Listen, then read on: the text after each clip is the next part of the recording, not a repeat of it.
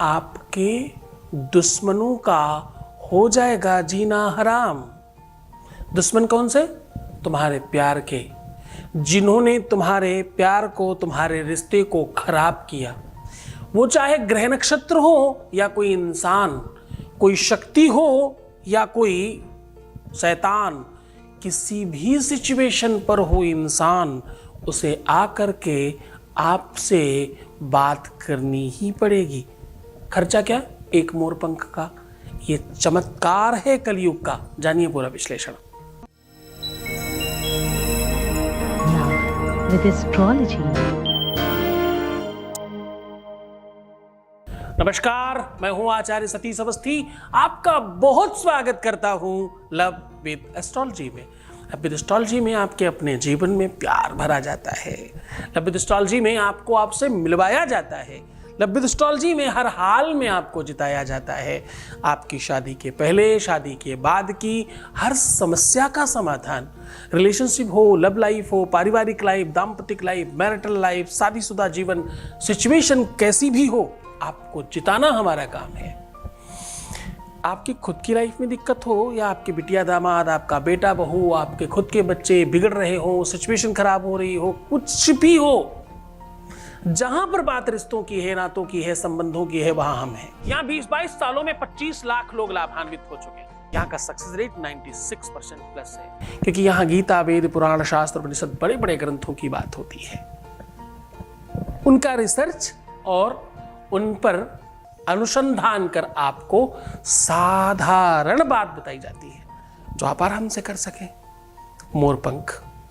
मोरपंख एक ऐसा चमत्कार है दुनिया में जिससे हजारों प्रकार के दोष समाप्त होते हैं। मोरपंख अपने आप में ऐसी अद्भुत औषधि है जो आयुर्वेद में असाध्य रोगों को समाप्त करने के लिए बनाई गई है। आपको जानकर बहुत अच्छा लगेगा, मोरपंख को जलाकर भस्म बना करके कई सारी औषधियों में इस्तेमाल किया जाता है। टीबी, कैंसर, बहुत बड़े बड़े रोगों में उसका उपयोग किया जाता है। जिन लोगों की कुंडली में कालसर्प योग दोष होता है, केवल रोज मोरपंख से झाड़ लेने से उसकी शांति नहीं करानी पड़ती, पैसे बच जाते हैं। पंडितों के प्रपंच से बचने का अद्भुत साधन है ये। देखो, मैं हर बात बताता हूं तुम्हें, तुम हमारे बच्चे हो। देखो, जैसे आदमी घर के अंदर हर बात कह लेता है, हमारा घर है ये, मैं कहाँ जाऊं कहने, मुझे कहना पड़ेगा इधर ही। इसीलिए रोज कहता हूं, सावधान उन मुल्ला, मौलवी, तांत्रिक, मांत्रिक और पंडित पुजारियों से जो बिना मतलब की बात करते हैं, बिना सर पैर की बात करते हैं, उनसे सावधान रहना। आपको पता है, ये कमेंट्स में मेरा नंबर कहीं नहीं रहता। ये सब आडंबरी लोग हैं।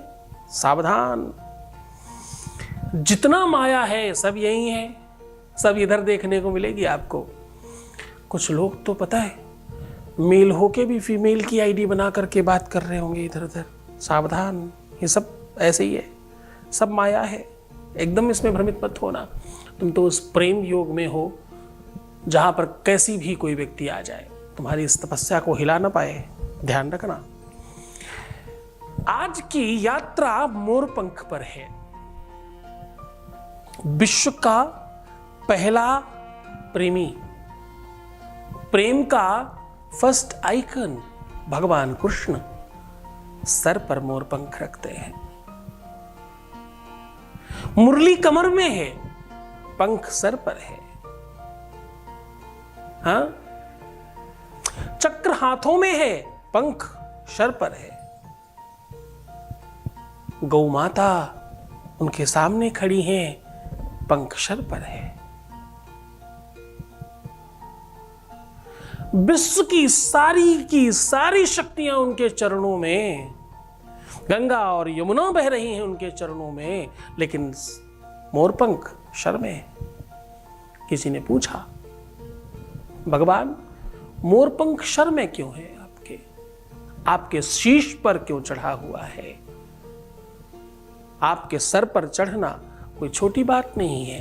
क्या कारण है इसका? बड़ी सुंदर बात कही। जो योगेश्वर हैं, जो विश्व सुंदरियों के मध्य रास लीला करते करते भी अपना आपा नहीं खोते। जरा ध्यान से समझना। उन योगेश्वर ने बड़ी बढ़िया बात कही, मुझे मोर इसलिए पसंद है, इसलिए मैं उसे सर माथे पर चढ़ा कर रखता हूं। क्यों? क्योंकि यही विश्व का पहला प्राणी है। इसके अलावा कोई जीवित प्राणी ऐसा नहीं जो शारीरिक संबंध नहीं बनाता हो। ध्यान से समझना, सावधान, बहुत अंदर की बात कर रहा हूं। यहां के बाद की यात्रा हर कोई समझ नहीं पाएगा, जो प्रेम में है वही समझेगा। कुछ मूर्खों को तो यहां के बाद से बात समझनी बंद हो जाएगी। भगवान ने क्या कहा?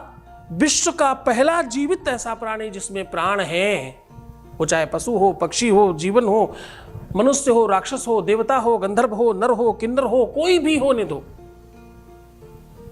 उन सब में पहला ये प्राणी ऐसा है जो शारीरिक भोग नहीं करता, मतलब सेक्सुअल एक्टिविटीज नहीं करता, शारीरिक सुख नहीं लेता।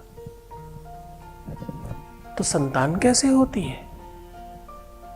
भगवान ने फिर बहुत अच्छी बात करी। विश्व को ये सूचना पटल है। मोर और मोरनी अगल बगल में नृत्य करते हैं, जरा ध्यान से समझना। एक के मुख से कुछ द्रव निकलता है और दूसरा उस द्रव को मुख से ही पान कर लेता और गर्भवती होती है। और समझना, हर जगह स्त्री सुंदर होती है, मोर में मोरनी नहीं, मोर सुंदर होता है। क्यों? हर जगह पुरुष शारीरिक भोग में लगा रहता है, स्त्री अपने रूप लावण्य पर आकर्षित करने में लगी रहती है। यहां पहली जगह है जहां इन दोनों की आवश्यकता नहीं। स्त्री वो है जो बिल्कुल सुंदर नहीं है, पुरुष वो है जो विश्व का सर्वश्रेष्ठ सुंदरता के लिए जाना जाने वाला पक्षी है। शारीरिक संबंध फिर भी नहीं होता, इसलिए सर माथे पर लगा के रखते हैं। तो आज उसी मोरपंख को आपका साधन बना रहा हूं, उसी मोरपंख से आपके जीवन को उत्कृष्ट और आपके लाभ को पहुंचाने का साधन बता रहा हूं। सीधा उपाय को लेकर के चलेंगे, उसके पहले वॉइस मैसेज ले रहे हैं, आपके बीच का अनुभव आपके साथ साझा कर रहे हैं। Voice message please. Thank you thank you thank you thank you गुरु जी। आप नहीं होते तो कुछ भी नहीं होता, आपकी वजह से सब कुछ इतना अच्छा होने लगा है। तो आपने चमत्कार ही कर डाला गुरुदेव, आपकी वजह से मुझे सब कुछ मिलने लगा है। मैं आपको भगवान भी नहीं कहूँगी क्योंकि भगवान भी गुरु की महिमा कहने से नहीं रुके हैं। बहुत बहुत धन्यवाद, बहुत बहुत बहुत धन्यवाद। एक मोरपंख तुम दोनों को एक करेगा। एक मोरपंख तुम्हारी शादी, तुम्हारा विवाह, तुम्हारा परिवार बचाकर तुम्हें ठीक करेगा। तुम्हारा रोना, तुम्हारा दुखी होना, परेशान होना और हमेशा रोते रहना, इससे बचने का साधन लेकर के आया है मोरपंख।